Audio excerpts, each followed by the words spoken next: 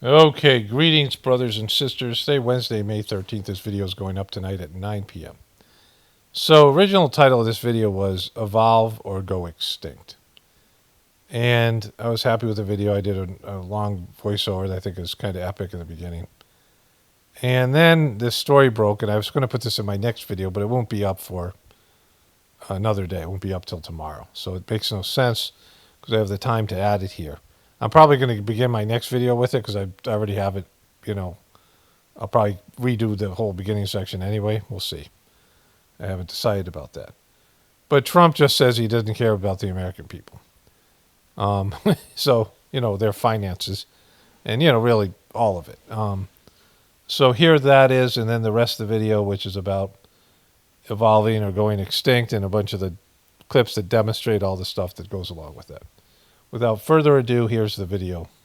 Greetings, brothers and sisters. Wednesday, May 13th, 2026. I have a video going up tonight, so I'll skip Thursday, and this video will be up Friday morning. So I got a bunch of stuff to get into. There was less stuff yesterday, at least I didn't find as much stuff. I want to get into censorship. Israel is pushing for censorship, as is apparently Jake Tappa's. But first, I got a bunch of things that just came in this morning. I knew about the censorship last night. We'll go through all these things and, Trump phones and hunt the virus. But the first thing I saw, somebody sent me a message with this on Facebook, and then I saw my wife emailed the same thing, and then when I pulled up Twitter, it was the top thing that was on there. So Trump, well, here it speaks for itself. When you're negotiating with Iran, Mr. President, to what extent are Americans' financial situations motivating you to make a deal? Not even a little bit. Okay, so she said,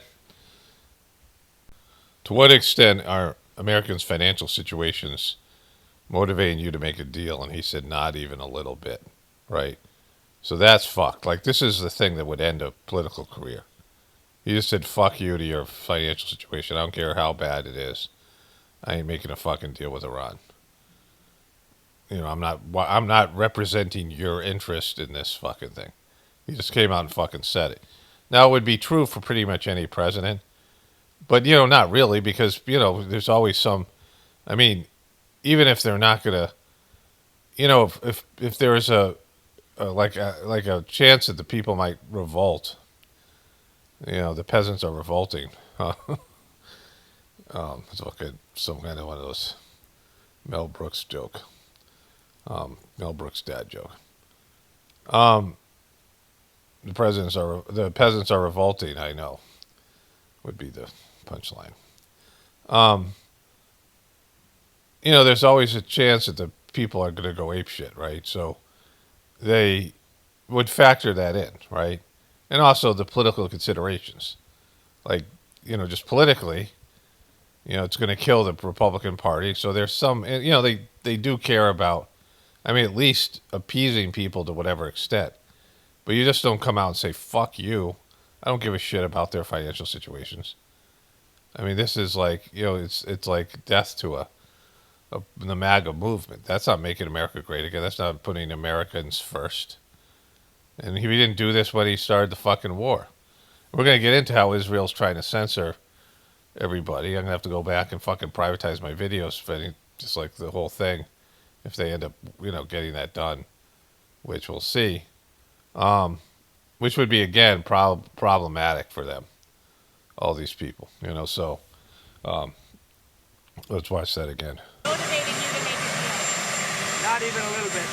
The only thing that matters when I'm talking about Iran, they can't have a nuclear weapon. I don't think about... Repeating that fucking thing, I knew it was coming. I knew it was going to go. I knew it was going to say that this was about not having a nuclear weapon. And again, none of that's true because they've got a fucked up government right now, whatever it is, a fragile government, whatever they have over there, that, they want to have regime change, and certainly Israel does, and they want to have, like, fucking chaos over there. So, like, you can't negotiate with chaos. You can't. Like, you can't make a deal with something that's unstable, right? Again, when if somebody's fucking drunk and on like various drugs, you try to get them to sign a contract, right? Like when they're not in their right mind, under duress or something. That can be, that's not gonna. You can legally challenge that, and like you don't do that because it's just you can't you don't get people to make you promises when they're drunk. Like you say, hey, you promised me when you were drunk last night. I don't remember. I don't remember doing that, right?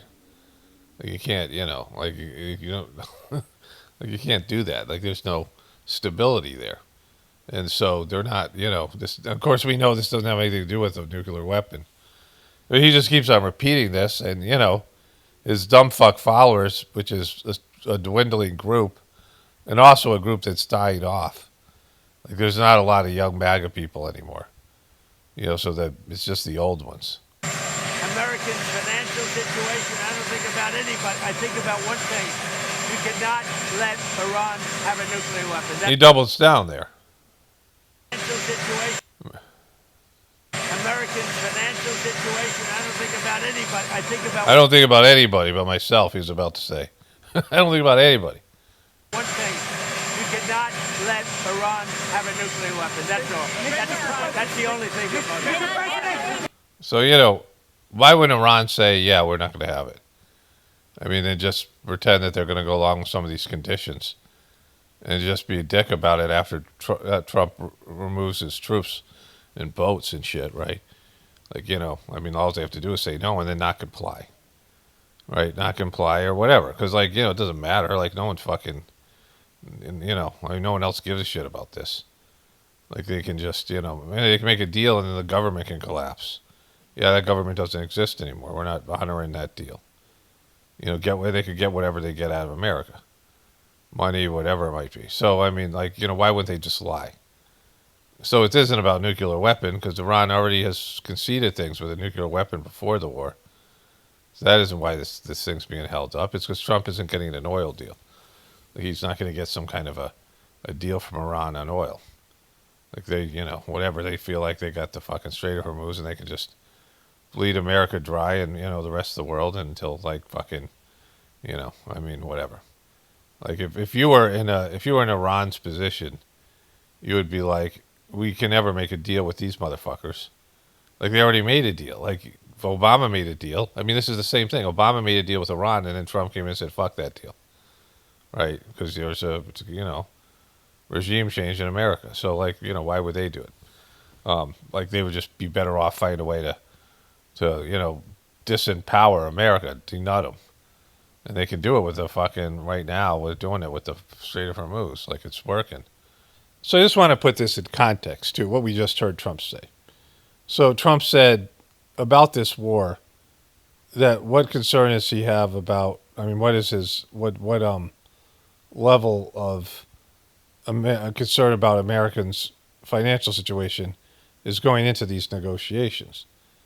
And that has to be there. You have to say, yeah, like it's just one of those things. It's like, I'm sorry for your loss or thank you for your service or one of these fucking bullshit things people say. Oh, yeah, I am very concerned. Yes, that is a factor. Like, you don't say, fuck you, I don't give a shit about it. And then he says, to make it worse, he says, they can't have a nuclear weapon, which is a bullshit thing.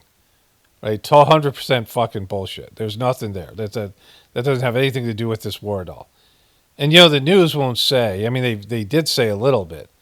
I mean, even MSNBC and CNN, we're going to get into that with Jake Tapper coming up, said that Trump was doing this because of Israel. They all played that clip of Marco Rubio saying, Israel is going in, so we're going in. And the fact that Trump has said over and over again that he gave Israel anything they wanted, and that Netanyahu was asking him for weapons they haven't even invented yet, and Trump made that happen for him, in terms of what happened in Gaza. And Netanyahu saying Trump is the best friend that Israel has ever had in the White House. So these are all part of that. Right, that this is a war on behalf of Israel. So he clearly cares about the Israeli people and the Israeli country more than he cares about America. Like he just said that in not so many words. Anybody who's, and also by saying to you, I don't care about your financial situation, and I'm just going to lie to you about the reason. And I'm going to repeat it over and fucking over again. Only the dumbest of dumb fucks still believe this thing about nuclear weapons. And like, he keeps on repeating it, and pretty much everybody in one way or another calls bullshit on that.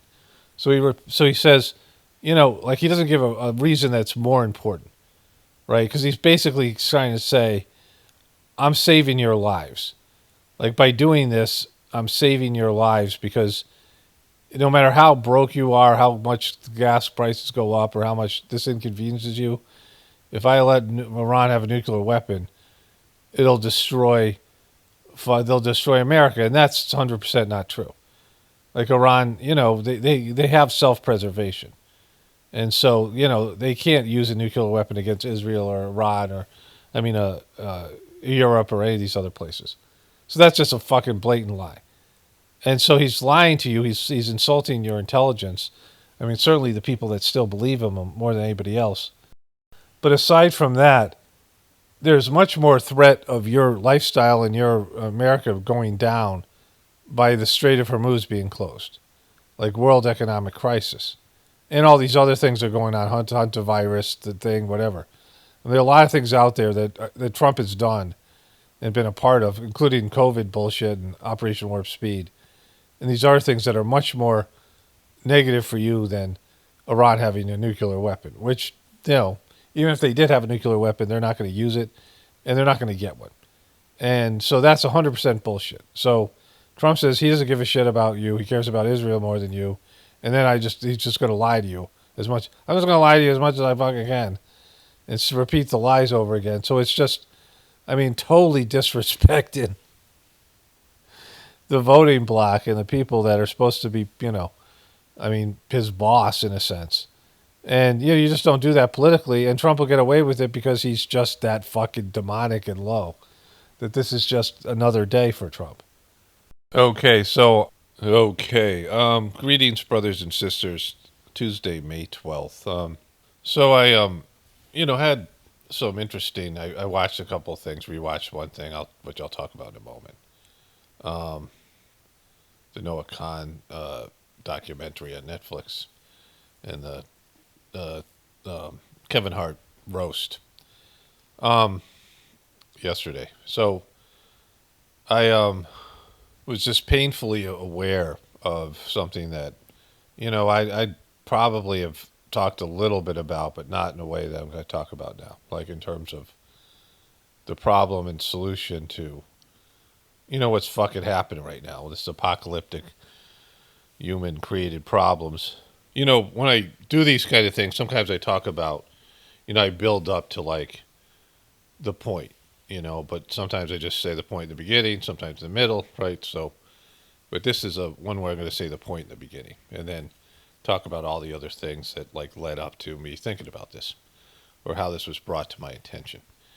And so one of the great teachings of the Sajmark system is about how you take on work that's beyond your ability, and then you have to evolve into that work, right? And people have this all the time, where you have a problem in your life, and you're not equipped to bear the pain, to bear the responsibility, to solve the problem. Like you're just not enough. It's over your head, like you're over your fucking head, right?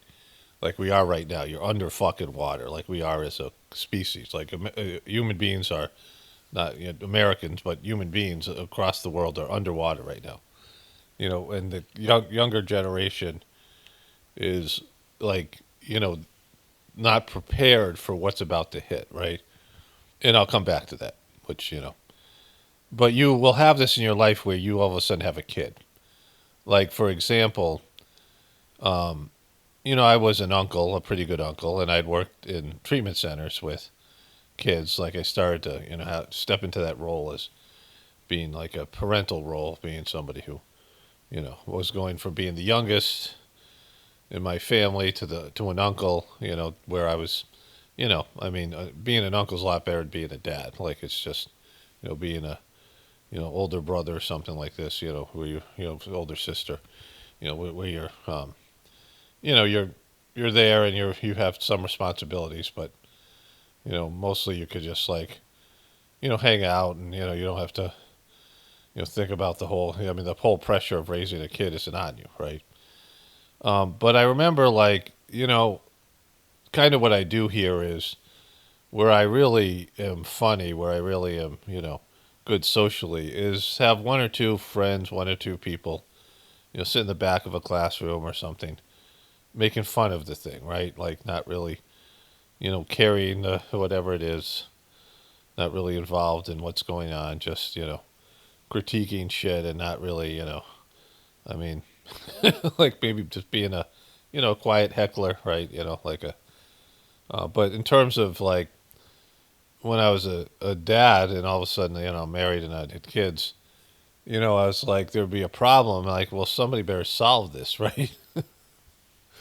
And I was like, oh shit, it's me. I'm the one that's got to solve it, especially given the situation with my ex and all the stuff and her craziness, where you have to, like change everything about the way that you approach life because now you're responsible, right? Like you're looking around going, holy shit, it's me. Like fucking the buck stops with me, right? And so you have to step into that role. And for like most things in modern day society, the people your role models sucked, right? Like the people that should be your role models, your parents. Like if you had good parents, great. Like that's I'm not, good for you.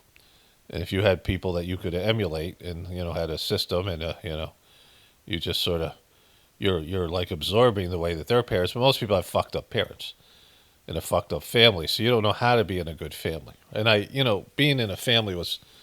I've talked about this when I worked in the treatment center.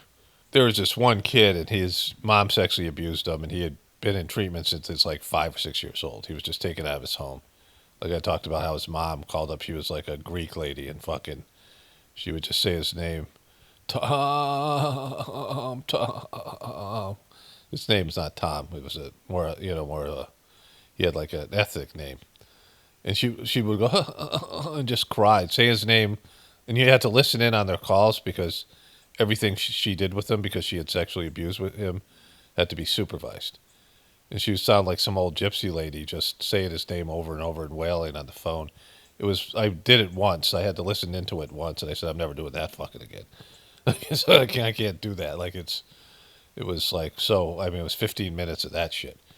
And the kid, he had a visiting resource, and the woman almost adopted him. She had a kid. He would have had a brother about his age, and she was just letting this kid who was very sexual and very fucked up roam around the neighborhood. And so they yanked that away from her. Like this was a woman who wanted help, so she brought this kid into her home, and he would stay there, and he even stayed there overnight. And and then we found out that she was not obeying the rules. Like this kid was not allowed to be around other kids because he had sexually abused other kids, right? And the kid just melted down. He had nothing to hope for. And he was melting down in the timeout room. And I used to, oftentimes we had these rooms that were just rugged rooms with no windows where the kids would get restrained, or you'd put them in there if they were acting out. You'd stand at the door so they couldn't get by you. And if they were going to fight some other kid, whatever it might be. And if a kid was violent and you had to restrain him, this kid did need to be restrained, but he was always on the lowest levels. He was in the timeout room, and oftentimes I was there at 9 p.m. And I learned how to say the 9 p.m. prayer, which was you pray, all my brothers and sisters are filled with love and devotion, and real faith is growing stronger in them, which the idea is that everybody comes to spirituality. And I would be in there, and I would be saying the prayer, and the kid would be acting out, and I could talk and still say the prayer in the back of my mind. And towards the end of the prayer, it would always shift. And oftentimes I would see an aura. If the kid was sitting against the wall, I could see a sort of a light around them, if they moved, there would be just like a shadow of light there. It was kind of interesting. And I couldn't see it normally, like only when I did the prayer. Like it was just a weird thing. And oftentimes when I did the prayer, the kid would settle. They have no idea I'm doing this, right? That I'm just sort of like half present with them. They're they're pacing around or whatever they're doing. Or if they were in restraint, it would just like this restraint would end, and I would just sit there or whatever, and they would be just crying or yelling or angry or settling or whatever. And the kid started to cry, and I never saw this kid cry. Like he was just hardened. He was probably going to be dead or in institutions the rest of his life, but he was going to have a fucked up life. And I said to him, what do you want? And he said, I just want a family that loves me. Like the kid never. That was probably his one moment where he cracked a little bit. These kids were tough and guarded, and in therapy or whatever he might have been doing. But that was it. Like he just wanted a family that loved him. And I thought about because you really couldn't help these kids. I kind of got into human services to help. There's some part of me that wanted to help people. That's kind of diminished.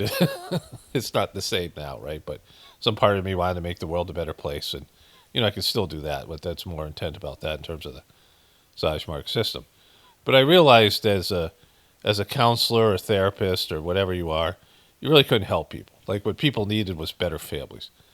And so, going into my marriage, that was I wanted to, have my kids have a better life. I was hoping they would do the Sajmark system and they would grow up in it so they would be better suited for it, right? They would be, it would be something that they would have they would have a much better foundational aspect of it because they would know about the system. And the kids, all four of my kids started the meditation, but none of them are doing it now.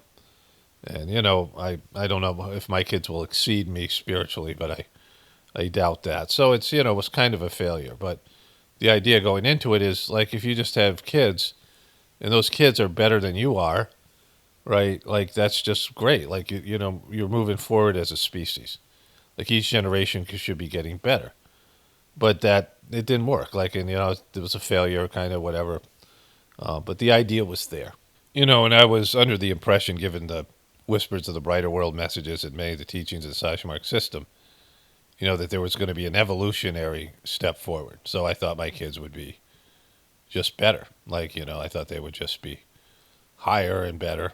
That human beings weren't good enough right now. Like, we're just not, and for what we have in terms of technology, what we have in terms of, whatever we're doing, we don't have the capacity, we don't have the discipline, we don't have the evolution to deal with what we got, right? Like everything's misused. You see what's happening with the internet. You see what's happening with AI. You see what's happening with just everything in general. And we're going the wrong direction. Like people are getting weaker and shittier with each succeeding direction. So, with this collapse coming, you have these young people that are growing up. So I saw this thing with Noah Khan. He had this singer Noah Khan, and he had this documentary on Netflix, and I watched it.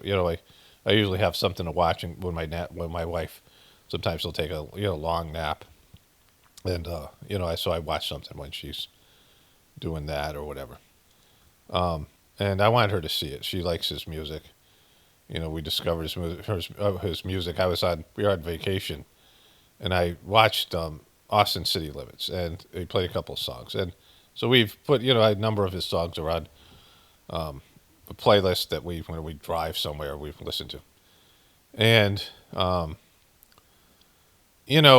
guy's really fucked up, and he has a fucked up family, and like there's a point in the documentary where he's big into mental health, and he has like body dysphoria, he has like body issues, and like freaking he disassociated when he was in high school, like things like this, right? He was like all these kids do, like all these fucked up kids, right? This generation. And he, didn't know what to do in terms of music, but he had to go back home. And he had a fucked up family, a fucked up divorce. And New England in the winter, I mean, there's a lot of his music's about living in New England, stick season and these other songs that he had. And, he went back home and he wrote these songs out of a place of kind of, deep pain, right? Like that he had suffered psychologically in these things. And he was struggling to write a new album as he was like being celebrated because his music to this generation, it just speaks to them, like how fucked up and hopeless their lives are. And he's, going to play Fenway Park, and being from New England, he's in New Hampshire, and he's, associated with Boston, these two little states of Vermont and New Hampshire. And, Boston's this, big state in Massachusetts, these mass holes, right? And he says, people really resonate with me talking about the problem, these problems.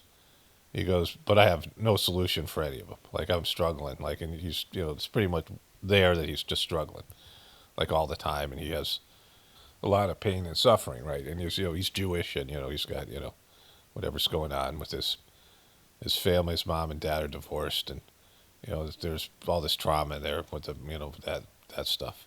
He talks about that, like who comes from a broken family and all the almost everybody. Yeah, it's me. We're all fucking we're all fucked up, right? Like so.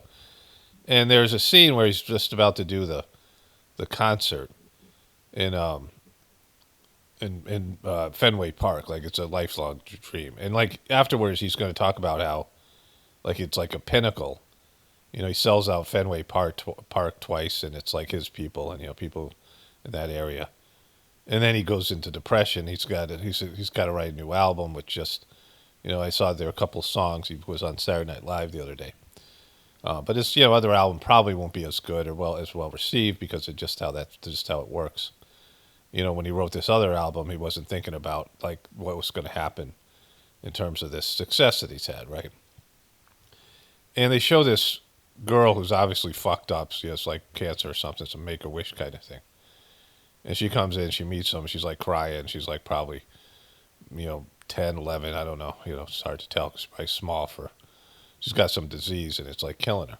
And she thanks him and like for getting her through like all these operations and shit. Like she's listening to his music and she's surviving through this stuff, right? Her dad's there. Her dad comes in and gives him a hug. When then the girl says to him, you helped me get through all these things. He's like, well, you did it. Like I just, I'm glad I could help you, but I mean, like he doesn't, he's just all fucked up, right? And so he says, you have a favorite song, right? Did you have a favorite song? And she says, Forever, which is a song I hadn't heard. Like I had heard, I think most of his music, and we have like 4 or 5 of the things are on my phone, the better songs or whatever. And beautiful song, like just amazing.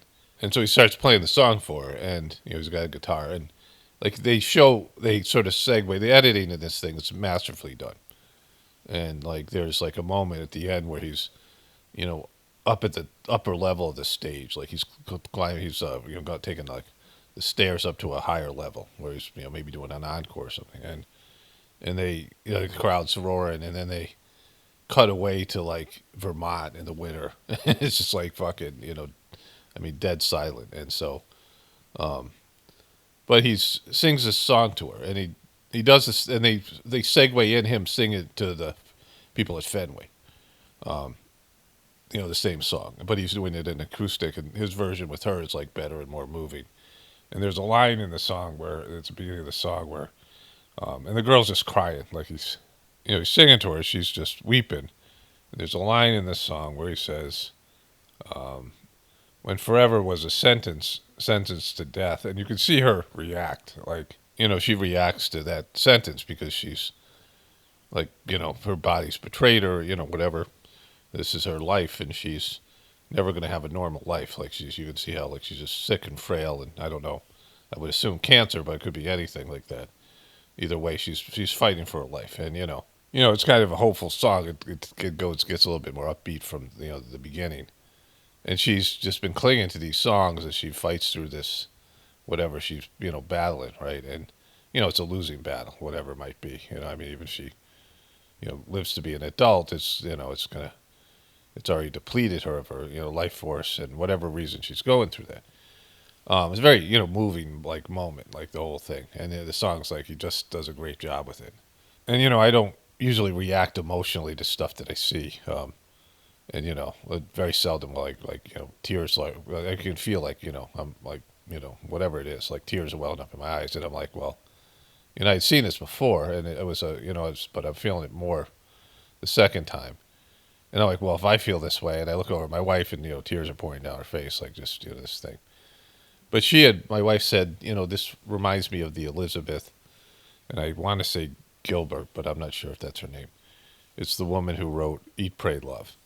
And I've talked about that. It's this TED Talk she gives, and she talks about, like basically being a conduit for this art to flow through you. You have the flow of the, whatever this, in this case, Noah Khan and this music. And, there's a flow to his music. The lyrics just kind of flow together in his, the rhythm or whatever. Well, and, let me just add this to what I'm saying here. Like, a lot of it's about him hoping his voice will hold up, right? And I'm not sure when this was. Like, it was, it seemed like they did the girl coming to meet him the day. It seemed like it was on the day of the concert, but I'm not sure if that, there's no way to tell if that was the day. But a lot of it is him not talking, just hoping his voice holds up. And, when you make your living using your voice, this is what I do here. I mean, I drink throat coat tea and, every morning, and I put other stuff in there. Mother's wort and mugwort, just whatever. Those aren't really necessarily for the throat. And I have my hot chocolate with I make these marshmallows, and there's the marshmallow root has a soothing effect. But, even with that, like, it's a struggle some days. Like, my voice is, and I'm doing it in like a recording type situation, not live. But he's struggling, just to make sure his voice, they do all these things. But he's, singing this song with this girl, like, it seems like, the day of the concert, maybe it's not that. But either way. But you can see with these singers, some days are just better for their voice, and some days they just struggle through it, and they rely on the crowd or whatever, and now, of course, auto-tuning. But, he delivers this amazing performance for this girl, and, like, she's just weeping, and then she's, like, singing along at the end. And her dad's video in it is like this, real emotional moment, like it is a big thing. But she's, relying on this guy's,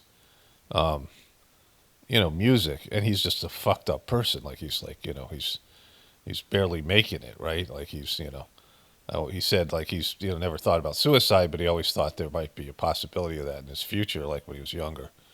And he's, and then after this whole thing that happens at Fenway, he's just going to go into this deep depression because he's got to produce a second album, and he's worried about failure and all these things, and the stuff just flows through you. The stuff that and a lot of it came from, like, this guy's pain and suffering, which all great art comes from. Pain and suffering. I talk about miseries as divine blessings, but pain and suffering make you evolve. They make you go to a higher level. But this guy is like a voice for this generation, like the pain and suffering of the this generation, and it's a lost generation that has no capacity.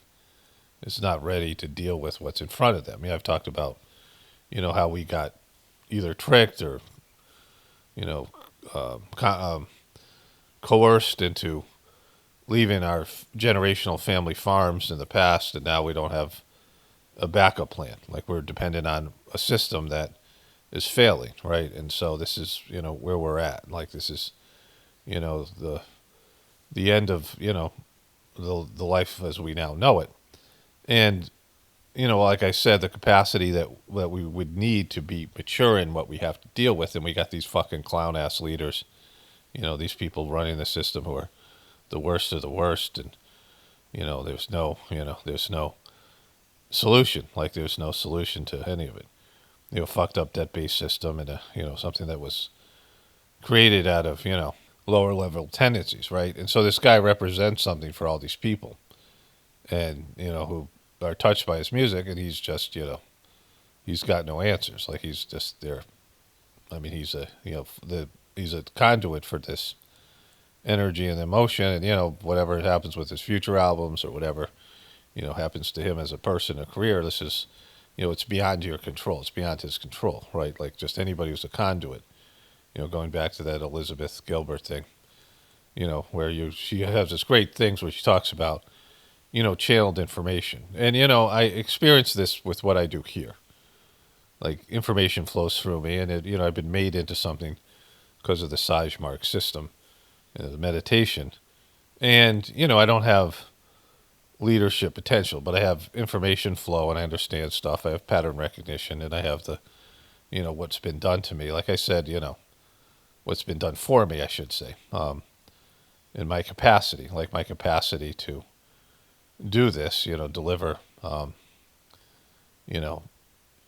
don't whatever we call this, channeled and inspired information that's beyond me, like beyond my personal capacity. Like, it might sound like, I'm arrogant or ultra confident, but the information coming through me, it's it's something of a, like, there's no doubt in it, right? For me, like, it's not coming from me, and, like, whether I sound arrogant or whatever people attribute to my personality, I know that, like, before I did the Sajmark system, I was a worthless, underachieving piece of shit, right? Like, that is very clear to me. Like, that was one of the benefits that I had.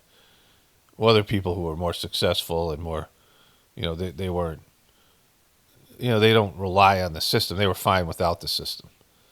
But I clearly wasn't. Like, I just didn't have, I was missing stuff that I needed to just live a normal life. Like, whatever, just to function, get through, shitty days and shitty jobs and shitty relationships and, good things as well. But I mean, the tough things. And I just didn't have it, right? And, Master Chargy, when he's doing this preceptor training, and at the end of it, he says, he was giving kind of an inspirational talk. And he says, if you like, and I should maybe just word it, but, I could find the part in the book. Maybe I'll read it. But let me just say this first, and I might go back and read it if I feel like I didn't do justice to it. But he says, you need to reach up. If you don't have the capacity, then reach up. Like, fucking evolve, right? Reach upwards. And, one of the great teachings of the Sajmark system is about how, your capacity is limited as a human being. But if you allow God to come through you, you'll be a conduit, where you have to take a back seat and God has to do the work, right? What we call the divine master has to come in and, your best version of yourself, like some even future evolved version, what you're going to be in the future comes through and does the work that you're not capable of doing, right? And, like, something's beyond you, and that you get pulled up by your circumstances, like your, the need of the day. And it's a need, like, it's something that this generation's going to need. Like, they're just not equipped to face what they're facing, what do they need to face, right? This idea of these indigo children, these kids who are of, a higher nature, they have a capacity, and you have, capacities. I mean, you have a master within, you have a, perfect version of yourself. You're a fully evolved human being inside of you. That is, you're functioning on the maximum amount of your capacity. And a big part of that is surrendering and allowing divinity to flow through you. And, no matter how insecure you feel as an ego, no matter how, you feel you're not up to the task, it's something that, everybody has inside of them. Like I said, when I'm doing these videos, people listening to these things get an inflated sense of me as a person. And you can really see this in this documentary with Noah Khan, that this guy's completely fucked up. Like, he's kind of a putz, like his family, no one's thinking of him as being, I mean, he's lost, depressed, whatever. And, but he's able to produce this, wonderful music for these, generation of needy, fucked up kids. But, he himself, like, is just a vehicle for whatever's coming through him. Like, that's the best you can be as a conduit for divinity in one capacity or another. And all these things, great books that flow through people. And, it's not something they control. Like, it's just, they have this moment and the information flows through them. And, I mean, maybe that's it. Like, they're one and done. Often that's the case. You have these, artists that come through and they produce great art, and then they get into drugs and alcohol. They lose their shit. They get depressed. They get egotistical. They no longer can be a conduit. Like, they've cut the flow of information. They evolve into something that isn't. This happens often with musical artists. They come in and they strike a chord with a generation of people. A lot of whatever it is. I mean, that's happened here with my videos. I had videos that got millions of views, and those videos suck compared to what I make now. The videos I used to make that got lots more views, I was not as good at making videos. I wasn't as clear in my purpose and, what I was needed to say here. And, now there's only a small group of people that, for whatever reason, it's exclusionary.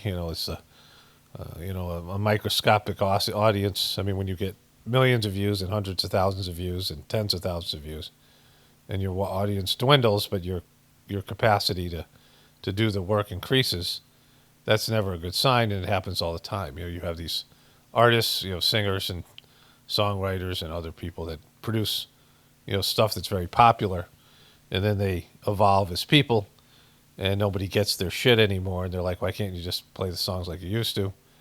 And they've moved on as a conduit for people who have a more sophisticated palate, and yet there's there seems to be a failure. Like everybody looks at them as a failure. The bean counters and the money people, and but they just want them to play their old hits. These kind of things, right?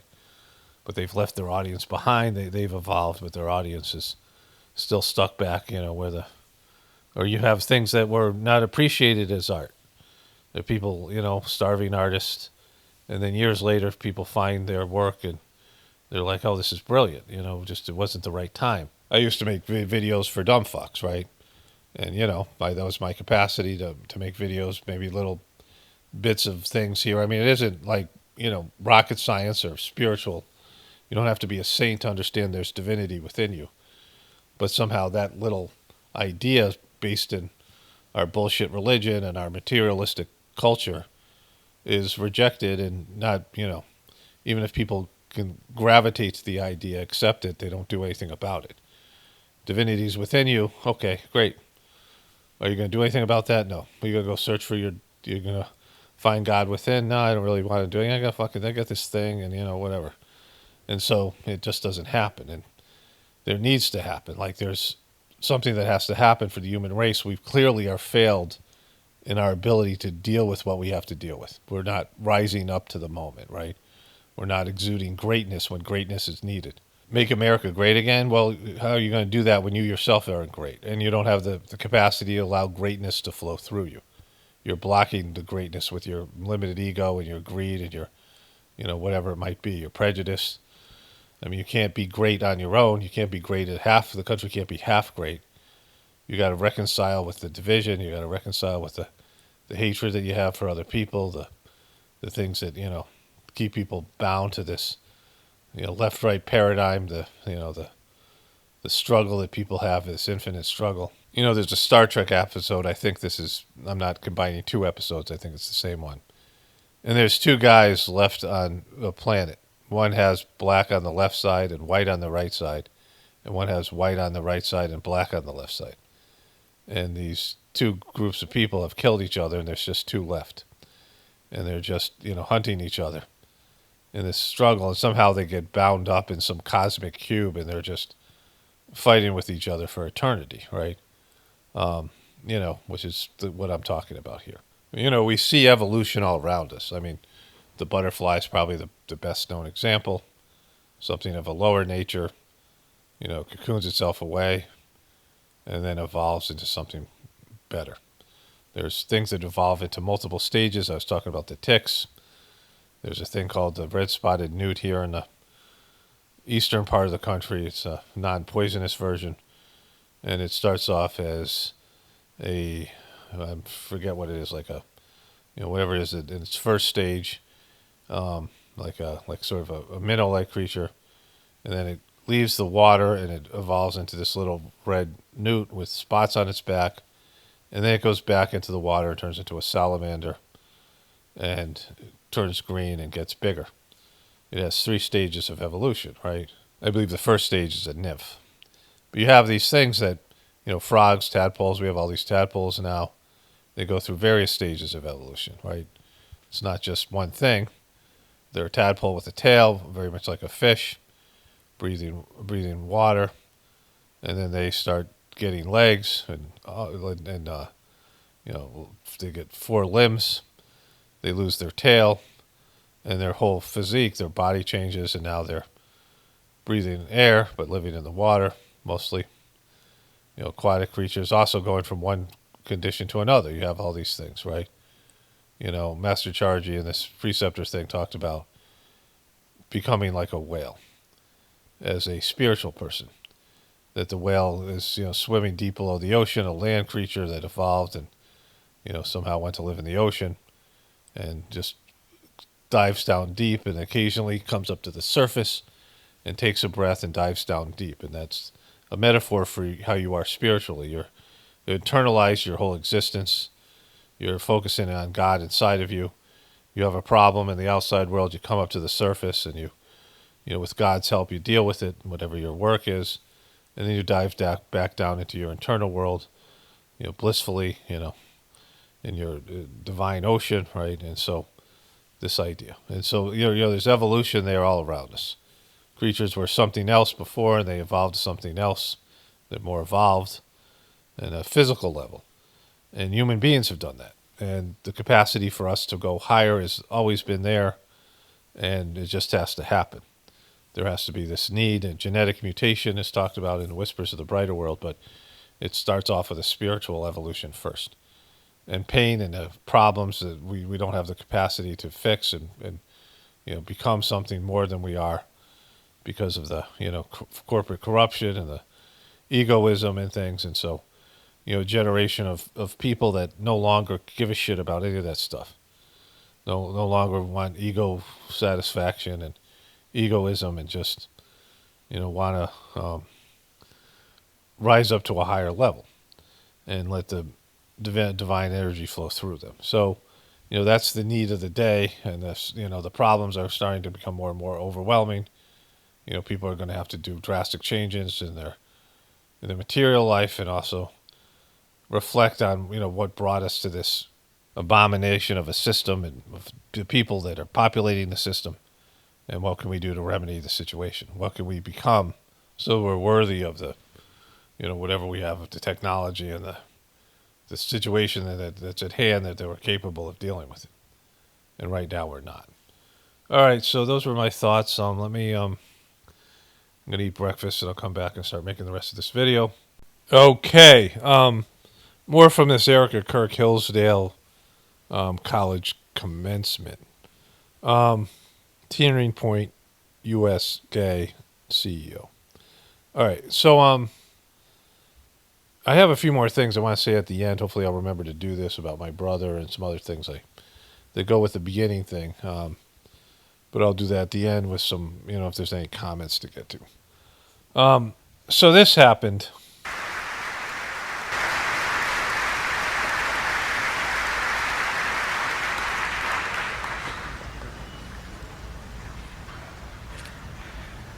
Upon the recommendation of the faculty of Hillsdale College and with the authority vested in me by its Board of Trustees. Okay, again, authority vested in me by its Board of Trustees. Fuck is that, right? Like what authority? Like, it's just made up shit. Just like with governments, just like with religions. The Board of Trustees gave me the authority to confer upon Charlie and Erica Kirk the honorary degrees of Doctor of Public Service. So she's a doctor of public service for fucking what, right? Now, I could understand them doing it for Charlie. Now, Charlie was a piece of shit. He was a grifter. Also, he was a fucking shill. And he was Charlie Shekels, right? He was made famous by pro-Zionist money. So Charlie Kirk was worthless, but he did create something. Like TPUSK had some influence and, was a thing. And Charlie Kirk created it. And he created it with Candace Owens before Erica got there. And Erica seemed to be she wasn't a supportive person. I mean, whatever their relationship was, whatever they displayed in public wasn't their actual relationship. Who knows if they had a fake marriage? Who knows what she knew or didn't know about him being killed? I mean, I've said before, she almost had to know, because they had to get her cooperation. But either way, she hasn't done shit, right? They're giving her a doctorate degree, honorary doctorate degree, because, she was married to Charlie, and he's dead, right? Like, it's a completely fucked up thing, right? Like, she's destroying what he built. I mean, it's already basically destroyed. He'll never recover. And so, Woo!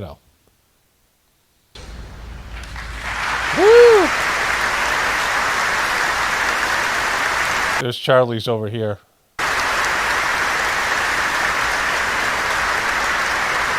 They applauded at the end of her speech. I'm like, what the fuck for? I mean, like, some of them must believe that she's, I mean, they're not going to boo at their own graduation, but they hit the fucking road.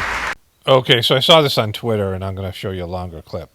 So she addresses the honorary degrees. So thank you for that.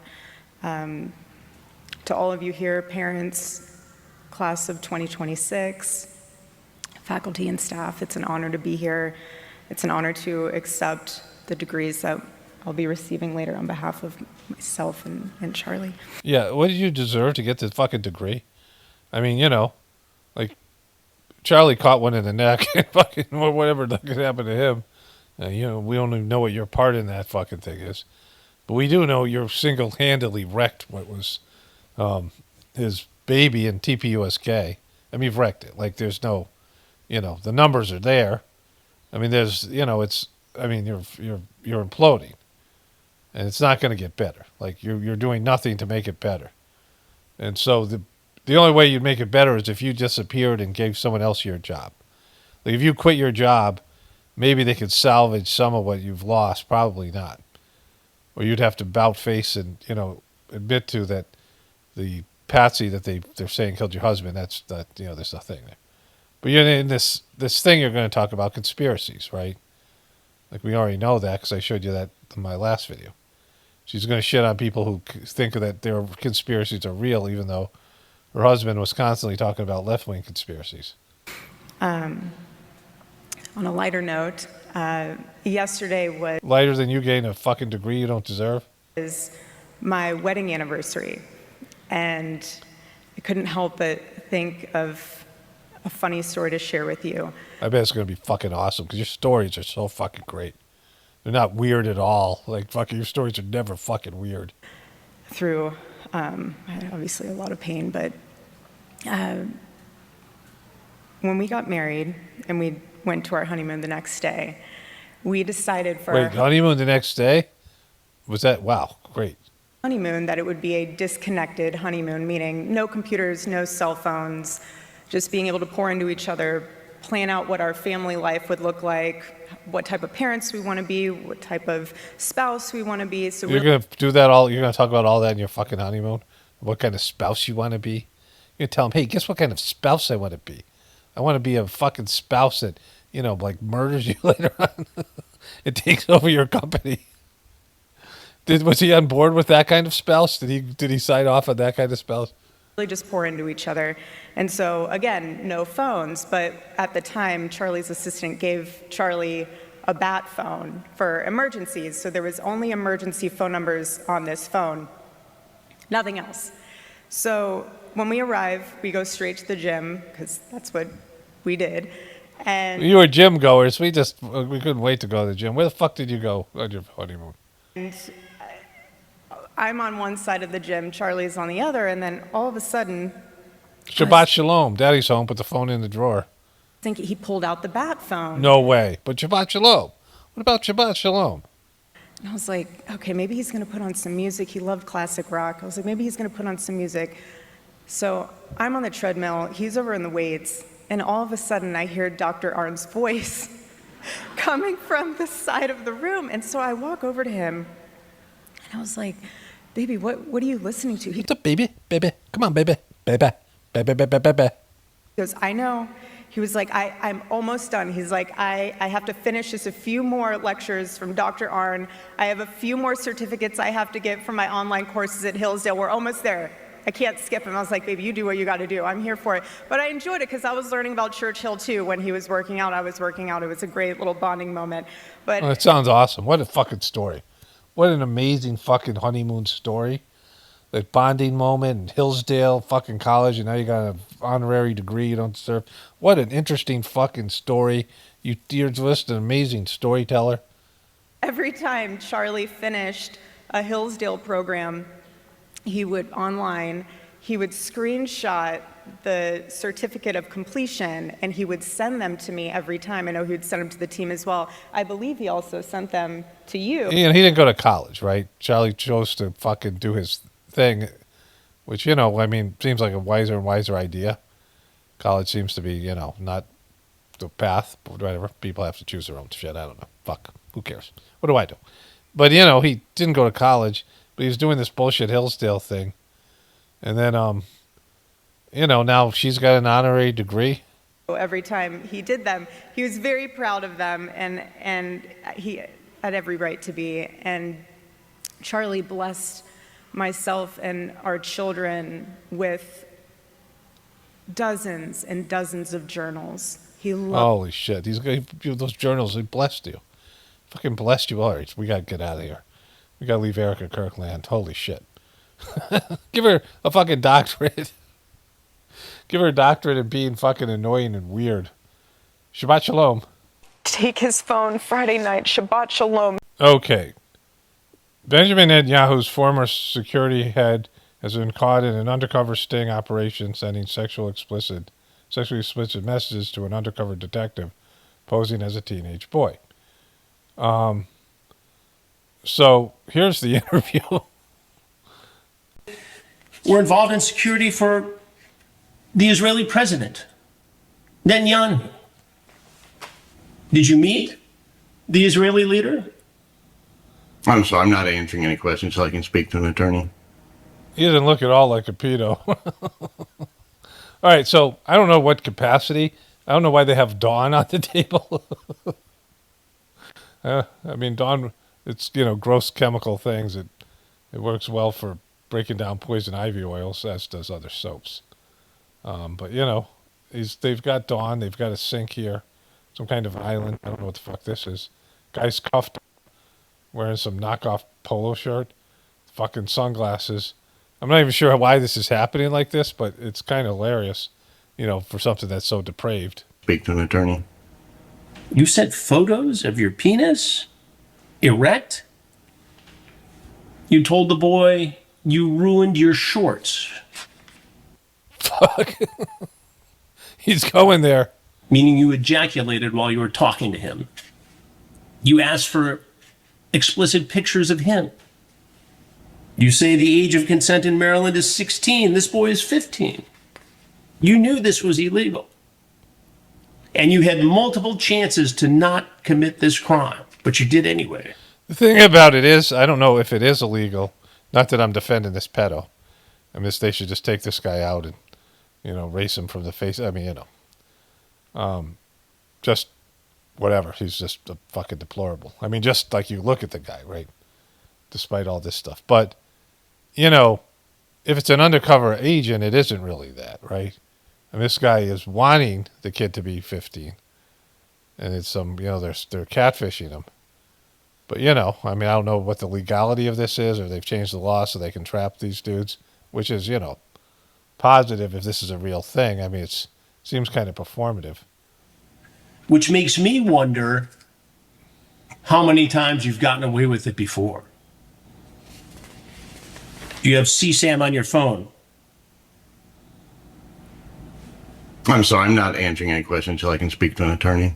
You talk about being busy in training. The boy says his parents will be out of town at a work conference. How long was your drive over here today from your home in Maryland? Oh, I'm sorry, I'm not answering any questions until I speak to an attorney. Okay, so he seems a little bit relaxed.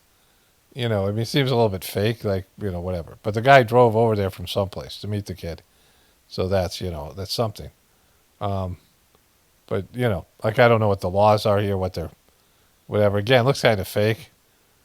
You talked about taking him out. Look at this guy. Look at this fucking guy here. Look at his watch. You got somewhere to be. This guy, I got a fucking thing in a little while. You wrap this up.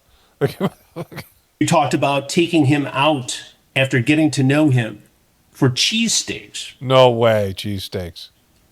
And if it goes well, you say you'll meet the monster at the end of the happy trail. Just tell me what you meant by that. I think he's going to plead the fifth here again. I'm sorry, I'm not answering any questions so I can speak to an attorney. You feel pretty good about yourself today, huh? Think you were outsmarting everyone? A month and a day you spent chatting with someone who told you they're 15. Not just a cop, but a lieutenant. You sent pictures of yourself in uniform. You sent pictures of yourself from your office. He's a fucking cop. Holy shit. He's a lieutenant. At the Metro DC Police Department. lounging on your couch, grooming a child. What should happen to you, Lieutenant? I'm sorry, He's gonna, sir. I'm not answering any questions until I can speak to an attorney. I guess you won't. all right. So it's pretty fucked up. No matter what this is, fake, real, it's just fucked. Like, this is what I'm talking about, the depravity. Like, this is, I mean, just how low everything is and whatever the fuck this thing is. It's just fucking gross. Okay. This woman on the left is playing Achilles, meaning Elliot Page, formerly the artist formerly known as Ellen Page, who was a man. The black woman is playing Helen of Troy, who was white. Hollywood's attacking being straight and being white again. The Islamification of America, definitely not Jews. So I don't, whatever this thing is, I looked at IMB. Is this it? Okay, so Odyssey cast. And they have Elliot Page here, like Matt Damon plays Odysseus. Zendaya plays Athena, the goddess Athena. Tom Holland plays Telemachus. He's Odysseus' son. Penelope is Anne Hathaway. Robert Pattinson. Charlize Theron. They don't have her listed here, her role, but they do on, these other things. So, and Lupita Nyong, she is, her part isn't listed, right? And so, if you look at IMBD here, this is their cast. So it says all these people here. It doesn't say her name. She's up there. Here it says Charlize Theron's, which is Calypso. And they don't have Elliot Page. So, again, I asked ChatGTP or whatever. They said that Elliot Page is rumored to play Achilles. Achilles was, indestructible, a hero. Elliot Page is like 4'11", 120 pounds. I mean, and used to be a girl. And it's pretty fucked. Like, if that's who they cast. I mean, you shouldn't cast a woman in that part, whatever it is, biological woman, or that's just fucked. But, the other part, Helen of Troy, they often do this now where they bring in a multiracial cast for a story that was about Greek people. Now, there are going to be people that don't look like the Greek people playing roles. They'll be blonde, like Matt Damon. I don't know, he's not Greek, right? So, I mean, there's always some of that, right? Where it's not authentic. But, when they do this purposefully, like people who complained about, white men taking credit for everything and, making Jesus white. And, Jesus certainly wasn't looking like some blonde-haired, blue-eyed, a guy from European. And so if you're going to complain about that, right, then you got to also not do the same thing when you start changing demographics based in your political views and your ideology.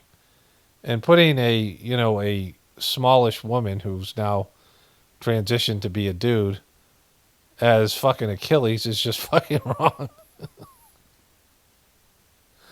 I mean, it's just really bad. So, and they're hiding it. Like, they're not saying what Elliot Page does. Here is I think I asked who plays Achilles in the Odyssey. As of May 2026, rumors suggest actor Elliot Page is rumored to play Achilles in a new, unconfirmed title, Odyssey, often associated with the theatrical project by Christopher Nolan. Speculation grew online following a purported trailer and discussion on platforms like Instagram and Twitter, as shown by posts from Fandom Pulse and Cosmic News. The character in question is the Greek warrior Achilles, known for the Iliad and the Odyssey. These rumors have been generating significant debate online regarding the cast. Well, it's completely fucked, right? And if they're hiding it, you only hide things because, there's two reasons to hide things. One is because the powers that be will kill you if you, or you'll be persecuted, right? And so, or keeping something secret because people can't handle the truth. I mean, those are like maybe legitimate reasons. The other things is you want to trick somebody. You know it's wrong, or you know that people react poorly, and you don't want to limit your audience to just liberal people. You want to have a, epic movie. They're advertising the shit out of it. And so they want to, all that stuff. I guess this is Elliot Page in the movie. So I don't understand that. So, but when you manipulate people and you piss off one of the demographics of the two, they both suck, the right and the left. Then this is what fucking, this is the downfall of your society. And I don't know. I'll take a look at the trailer, see if I see, whatever it is. But that's fucked. Either way, they're keeping Elliot Page's role. Elliot Page has no roles. As Ellen Page, she was a successful actress. She was in some kind of TV show. I think I showed you IMBD a while ago. Or I looked at it. I don't know if I showed you guys. But, she has no fucking roles. Because as a dude, she's, like, uncastable. Like, if she was a boy, a biological boy, and this is what she looked like, what role would she play, right? What role would he play? Like, if she was born a biological male at 5 foot, exact same, height, there'd be no role to play. A bit character. And I guess doing some voiceovers and things like that. But I guess she's doing some kind of comedy, like a cartoon shit. And she was in some kind of show that was on Netflix and transitioned in the middle of it. I guess they had to change the whole storyline and people were pissed about it. Some kind of some Umbrella Academy or something like that. But if you go to Elliot Page's IMBD page, there's like nothing there. Here, let's see if I can find that. Here. In terms of movies.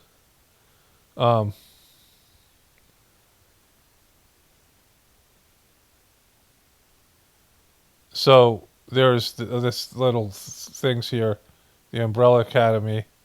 I mean, they have 3 upcoming, which is The Odyssey. She's in an episode of the Paltrow cast, was Gwyneth Paltrow cast or something. Naya, the Legend of the Golden Dolphin. She's a voice. She's a voice is Dusky. And before that, Second Nature, Gender, Sexuality in the Animal World. So there's that.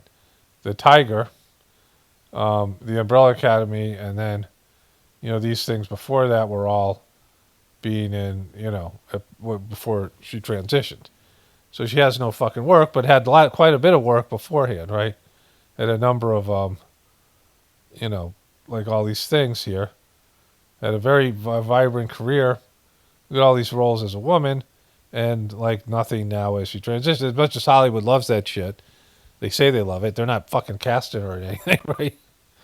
And so, but they put her in the Odyssey in a role that's totally supposed to be a dude's role, and wrecking things like that's going to wreck that whole movie, and people are going to be like, "What the fuck," right?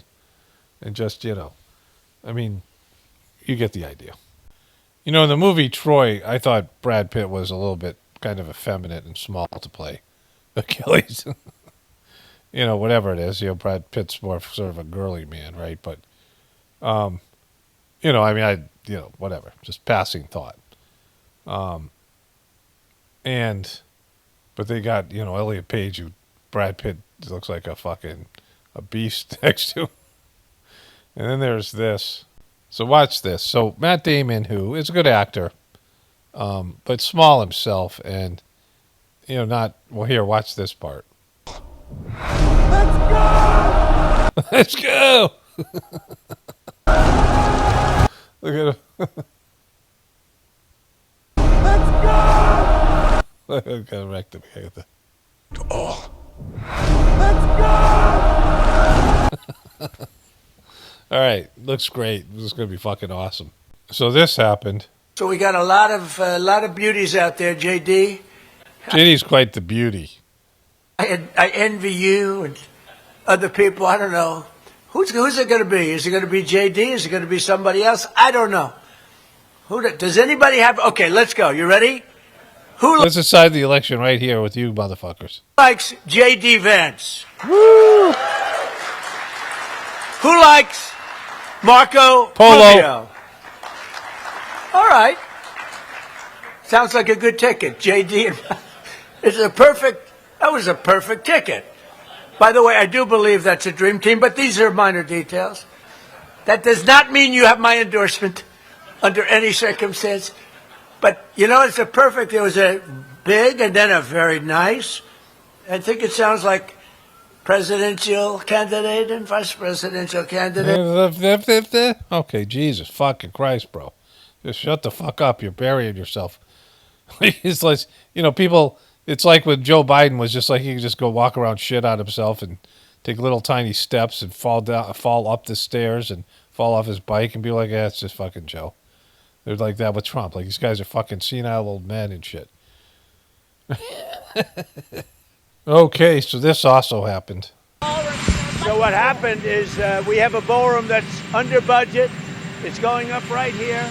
I've doubled the size of it because we obviously need that. And we're right now on budget, under budget, and ahead of schedule. I doubled the size of it, you dumb person.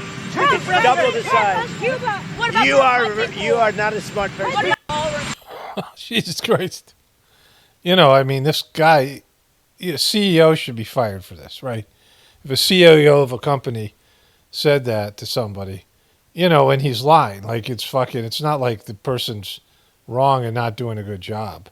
I mean, all the dumb fuck Trumpers and Fox News will say these people are all obnoxious and they're fake news. But they don't have to be fake news because Trump has lost his shit and he lies all the time, right? The taxpayers are paying for this and they're paying for the war and all the rest of these things.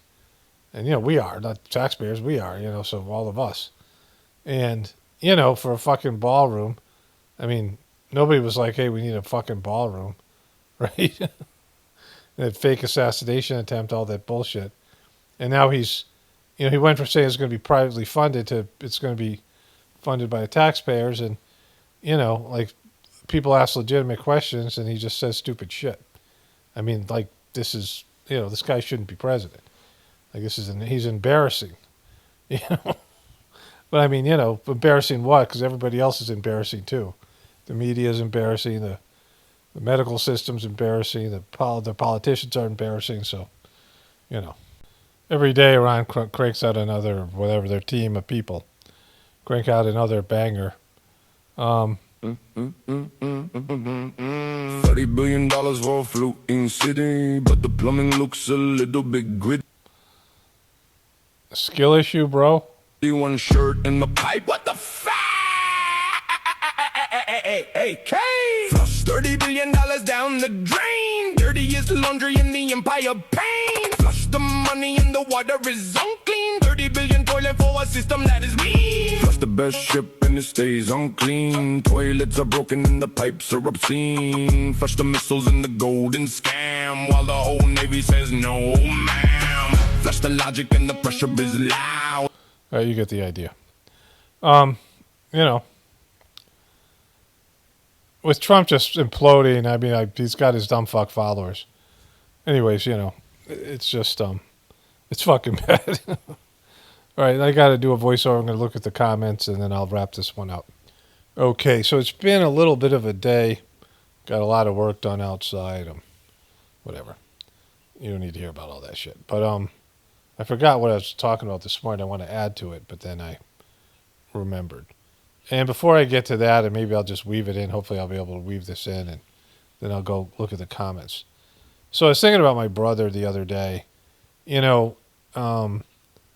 it's good to have some sort of a code. Like, whenever you have ways of, like I'm a no on vaccines, right? Like, I have things, I'll use allopathic medicine and in desperation, but usually not, depending on the circumstances. Broken bone, certainly something where, you have no choice. But, there's not that much I would use it for, right? But knowing that ahead of time, like when something happens, like when COVID happens, I knew I wasn't going to get the vax or any of these other things, right? So that's, you know, for a variety of reasons, but and again, not trying to convince anybody any specific things, but when you already have ways of like you have a code and certain things will fall under one category or another, then you should always consult God and be open to divinity, but it's also easier to make decisions and guide your way through life when you have like a code, right? All of a sudden you get offered something or there's an opportunity or there's something, something happens and, you don't know what to do because you weren't prepared for it, right? And exhausting as it is, to read the ingredients, which I've talked about, you have to read the ingredients of everything because you can't trust anybody or certainly corporations and governments and things, and it just sucks. How exhausting that all shit is. But I was thinking about my brother, and I started talking about things that stories about him that aren't flattering. And I forgot why I did that, like because I'm a loyal person and I love my brother, and I feel a sense of loyalty. There's some things that I don't feel like I have permission to talk about. And, there are a lot more of those things before Dodgy turned out to be a piece of shit. Like, there are things I didn't want to say. I didn't want to influence people badly. I saw I had some problems with Dodgy, but I was telling people about Heartfulness. And, just because of my personal things and, whatever it might be, I didn't want to influence people badly until I realized he really was a piece of shit. And, I had to warn people. Like, so, things like that.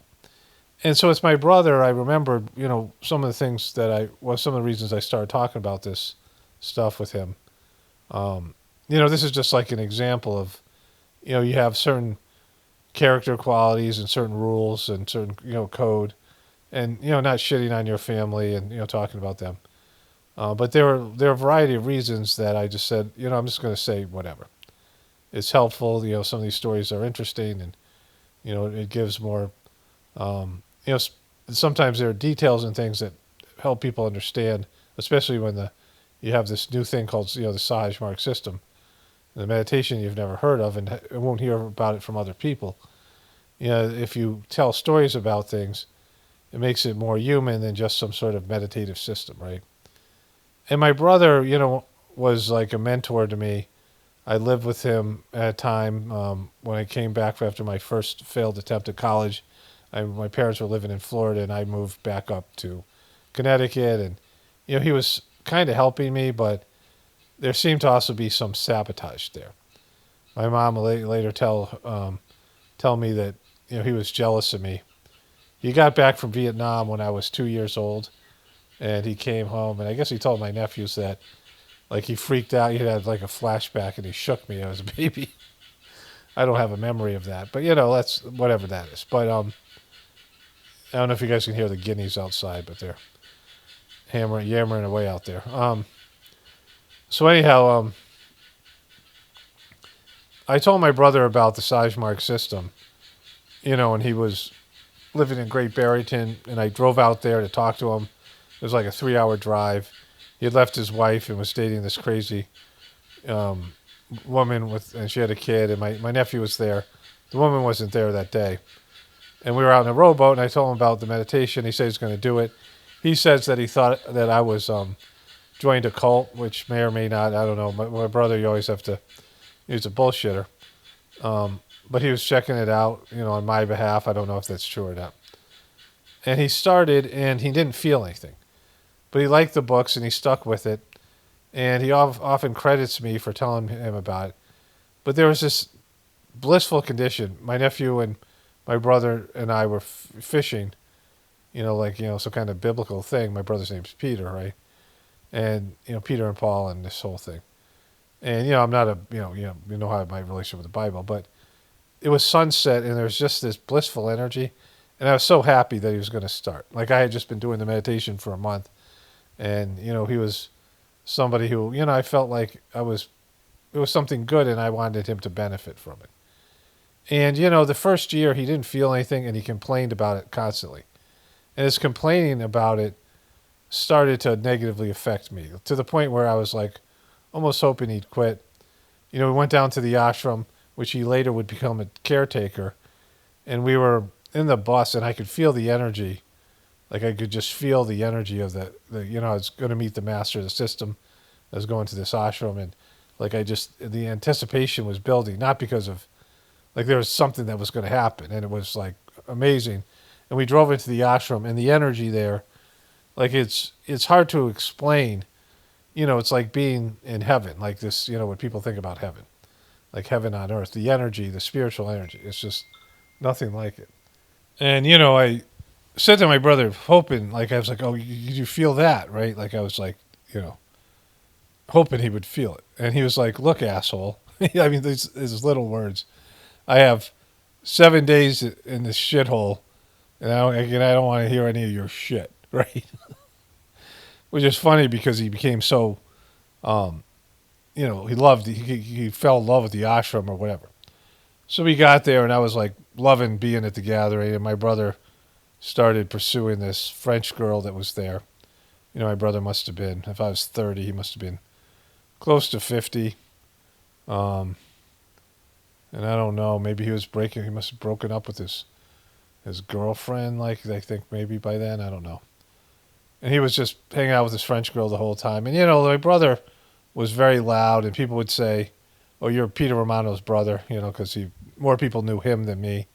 He was more out there, which was fine, but, that kind of got annoying because, he did things that were kind of embarrassing, and, he was, it was my thing, right? And I had really wanted him to be a part of it. I wanted everyone to be a part of it. I think it's the best thing, and I think there was even, in the beginning I was more enthusiastic about it, but I've experienced so many benefits from it. I want everyone to do it, right? But he kind of was. It was sometimes okay or good that he was there, but more often than not, it wasn't. And a couple of years later, I was made a preceptor. He showed up in India, and when and he was talking shit with this preceptor, this woman who had been a complete nightmare to me. She was just not, not anybody that was a victim, but she'd senior preceptor, and she was against me being made a preceptor, and it was some kind of bullshit thing. And, I was about to leave India, and Charji asked me to stay and said that, I was going to make you preceptor. Why didn't you come see me? This kind of thing. It was a whole thing. And I came out and told everybody, and my brother was pissed. He got up and walked around like he'd been hit by a fucking, he was in a state of shock. It was so fucking bad, right? He didn't want me to be a preceptor. Again, this was my fucking thing. And, I let it go. I didn't think much of it, but, it's just been always there that my success in the Sajmark system, this was, again, my thing. My one thing I was passionate in. My brother, I think my family worried about me at different times because I was so low functioning. I was, kind of lost. And, it gave me direction and the benefits that it has. And I think my brother has been kind of undermining me in the system for a long time, maybe not intentionally.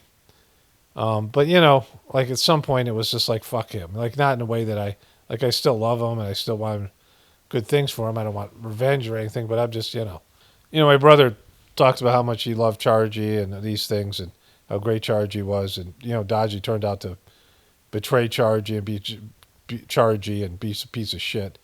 And my brother's still kowtowing to Daji. It was just this thing. And, I was like, well, I don't care. I'm gonna talk about him because, we're not we're not cool anymore. We're not, he's not with me, right? He's not that I'm, enemies or anything like that, but it's one of these things where, I outgrew him. And I wish he had been able to rise to whatever level that I've risen to, as a truther and as a practitioner of the system. But he didn't. And, and he doesn't listen, he's stubborn, whatever, this kind of thing. And I just don't trust him. I don't, I think my brother would say he has my back, but, I don't think he does. He's just one of those people. So, and fuck him. It's just, not in a bad, this is my place where I, it's almost like my diary here. Certainly with the Journey series and things, I just say shit, that is on my mind, or information that flows through me. And if I have any of these stories, I mean, stories are a big part of this channel. And, the stories makes things much more understandable in an abstract spiritual system and the way the world's going.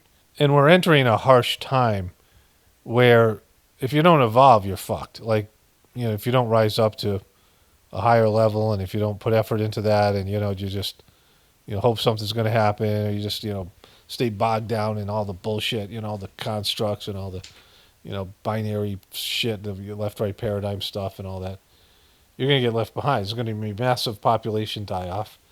And I don't know what happens to those souls. Reincarnation's a real thing, whether people... I mean, it's the most... I know it's a real thing aside from that, just from experiences I've had, but, it's the most logical. I mean, everything else in life you have to graduate from, right? Like everything else you have to earn something. You have to... I mean, if you look at life as a school or something, everything else you see is, you master something and then you can move on. But until you master something, it just keeps on coming back up again and again. You see people struggling with the same fucking things over and over again, life after life. And so, it's something where if your soul doesn't go here, it doesn't come back here, where does it go? And if it only allows, there's a process of what souls get to incarnate here. It isn't like, your choice. I mean, and, especially if there's a reduction in population, if there's 8 billion souls right now that are, incarnating or about to incarnate, or, that are associated with this planet, and you reduce the population to 1 billion, then, 1 out of 7 gets to come back here, and whatever the other people. I've said this quite often. And so, but aside from those type of, that's just some way of looking at it, that, there's, people aren't going to be able to make it, right? We've fucked up. We've made a mess of this, and we don't have the capacity, like I was saying in the beginning of this video, we don't have the capacity to solve these problems. Like, we have to adapt in some way. We have to rise up to a higher level. We now have different types of problems and, different types of situation where evolution has to be there. Like, people have to be a better version of ourselves. Like, we're not adequate enough, right? We're falling short. And so, that's like a real thing. Like, if you take anything away from my channel, especially the part about spirituality, connecting to the divinity within you, like, people should be, I mean, I'm not telling people what people should do or what they shouldn't, but if they want to survive, they should be racing towards this, like really working towards changing themselves and internalizing their existence and, praying to God and, asking how you can be a part of the solution, right? Actively working for a solution, because there's always a solution. God always gives you a solution. And that's why, you don't come here just to toil and, to just run in place like a hamster on a wheel. That's by choice. People do that by choice, by ignoring what's going on around them. So anyways, I just want to add those things. I think I'm going to eat dinner, and let me see if there's any comments here. Okay, so I had one more thing to add here. There was, I went to India for 5 weeks, my first trip, 5-6 weeks, something like that, 5.5 weeks. And the first 3 weeks I traveled, I was there for like 4 or 5 days, and we traveled for a bit, and I got back, and there's 2 weeks left. And when I got back, there was a guy from America there, Chris Jackson, who was, I know a little bit. There's a bunch of younger people from Alabama, from, I think Baton Rouge, is that what it was? That's Louisiana. I forget the place was. Mobile, Alabama. I guess there was a college town there. It's a guy, Clark Powell, was, he wrote one of the books. He interviewed Master Chargy quite a bit. He was an ex-Vietnam vet with a lot of personality. Alabama has a very small area where they're between Louisiana and, I don't know what it is, Mississippi. I mean, it's Mississippi and Florida, where they have coastal area. And there's this guy, Chris Jackson. He's a black guy from that area. And we got along really well. And, I was struggling because I got so sick there, and I was going through cleaning, and he's just a reasonable person, just somebody with good energy. And he eventually moved down there to India. He married an Indian woman, and that's almost like impossible. Those kind of relationships because of cultural differences. And I'd see him from time to time. He lived in Chennai. When I was there, I saw him probably about 10 or 15 times. And when we went back, my wife's first trip to India, I saw him. He was someone I was always happy to see. And he was really supportive of those, I was like, I just really I went through a cleaning there. And then my brother showed up with this preceptor woman who was adamant that I not be made a preceptor. And Chris, when I came out and told everybody, they were all there when I saw Charity. And Chris was happy for me. And he reacted to how my brother reacted, right? Like he was like, well, your brother fucking, he's not happy about you being a preceptor. And, Chris was very mellow, just a overall positive and nice person.